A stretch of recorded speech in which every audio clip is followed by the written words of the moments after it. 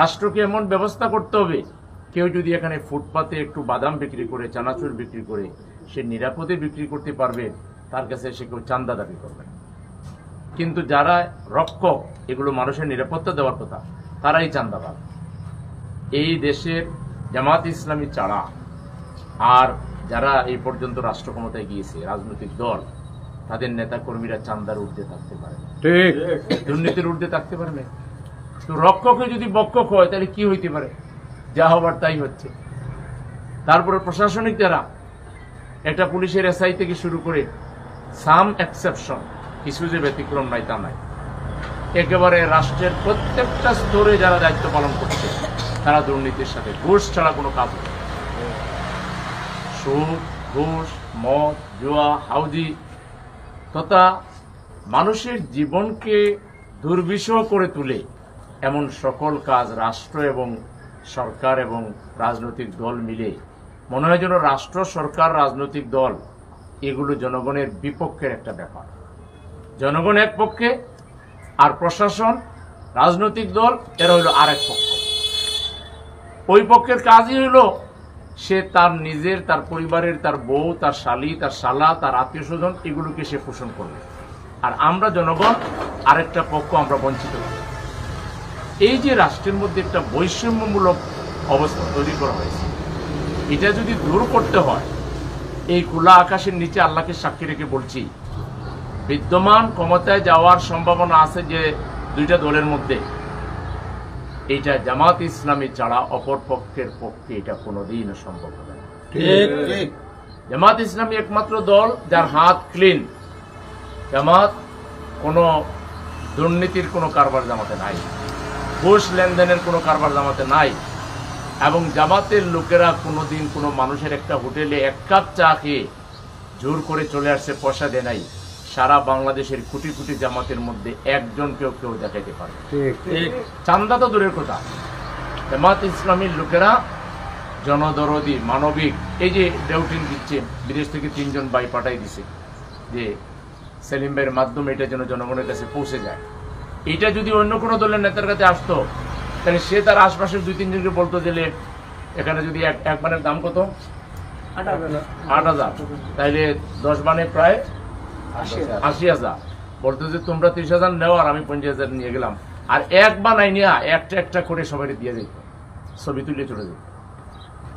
এমন মানে এদের চরিত্র এত নিকৃষ্ট হয়ে গেছে এই সমাজের কিছু রাজনৈতিক দলের নেতা কর্মী, যে মানুষের জন্য যে টাকাটা, ইভেন মসজিদের জন্য যে টাকা, এটাও মাইরে খাই ফেলে। কোভিডের টাকা মাইরে খাই ফেলেছে। কোভিডের জন্য হাসপাতালে চিকিৎসা, মানুষ অক্সিজেন পায় না, ওরা টাকা, হ্যাঁ, ক্যান্সারের টাকা খাই ফেলে। এরা এত খারাপ, এত বচ্চর। কারণ কি? এইসব রাজনৈতিক দলের মধ্যে কোনো নৈতিক ট্রেনিং এর ব্যবস্থা নাই। আল্লাহকে ভয় করো, আখেরাতের ভয় করো, জান্নাতে যেতে হবে, দুজক থেকে বাঁচতে হবে, এই ধরনের কোনো মোটিভেশন তাদের মধ্যে নেই। ফলে এরা মনে করে ইট, ড্রিঙ্ক অ্যান্ড বি মেরি, খাও দাও ফুর্তি করো, দুনিয়াটা মস্ত বড়, আগামীকাল বাঁচবে কিনা বলতে পারো। ঠিকই আছে, খাও দাও ফুর্তি করো, কবরে যাওয়ার পরে নরকের আগুন যখন তোমাকে ঘিরে ফেলবে, তখনই খাওয়া কই যাবে, স্বাদ কোথায় যাবে? আমরা বলি ভাই রাজনীতি করো, রাজনীতি তাদেরই করা উচিত যাদের জনকল্যাণের মানসিকতা আছে। প্রয়োজনে নিজের পকেটের পয়সা, নিজের বাপের জায়গা বিক্রি করে রাজনীতি করা লাগবে। রাজনীতি অন্যের পকেট থেকে টাকা এনে করার নাম রাজনীতি না, এটার নাম দুর্নীতি। এখন জামাত ইসলামী ছাড়া এবং কতিপয় ইসলামী দল ছাড়া রাজনীতি যারা করে, এদের বেশিরভাগের হাত দুর্নীতির সাথে জড়িত।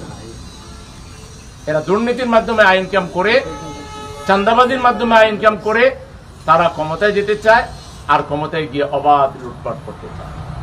এই জন্য বিগত 36শে জুলাইয়ের আন্দোলনে ছাত্র সমাজ যে পরিবর্তন এনেছে, এই পরিবর্তনের পরে ওইসব পুরাতন ধাঁচের রাজনৈতিক দল এবং নেতাদেরকে যদি আবার আমরা ভোট দেই, এই দেশ জাহান্নামের কিনারে চলে যাবে।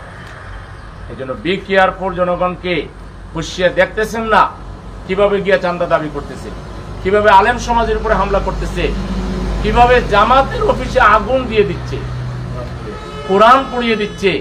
ক্ষমতার এখনো কোনো খবরই নাই।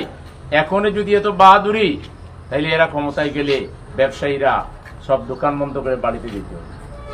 কাউরে ইভেন দলীয় পরিচয় কামাইব না, দলীয় লোকদেরকেও তাদের চাঁদা দিতে হয়। দলীয় ব্যবসায়ী যারা, এর চাঁদা দিয়েই থাকতে হয়। যদি চাঁদা মুক্ত, যদি টেন্ডার মুক্ত, যদি আপনি স্বাধীনভাবে আপনার ব্যবসা করবেন, আপনি চলাফেরা করবেন, আপনি আপনার উন্নতি করবেন, এটা যদি করতে চান, এখন একটাই বিকল্প আছে, আল্লাহকে সাক্ষী রেখে বলছি, জামাতকে ক্ষমতায় আনেন, এই বাংলাদেশে চাঁদাবাজি করার স্বপ্ন কেউ দেখতে পারবে। জামাতকে ক্ষমতায় আনেন, এখানে কোনো দুর্নীতির কোনো কল্পনাও কেউ করতে পারবে না। জনগণের সম্পদ জনগণকে বুঝিয়ে দেওয়া হবে।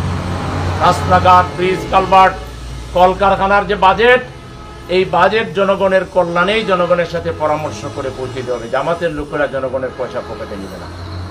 সুতরাং উপস্থিত জনমণ্ডলী যারা এখানে আসছেন এবং আমাদের কথা মিডিয়ার মাধ্যমে যারা শুনবেন, বিবেককে জিজ্ঞাসা করুন, জামাত কি ক্ষমতার রাজনীতি করে?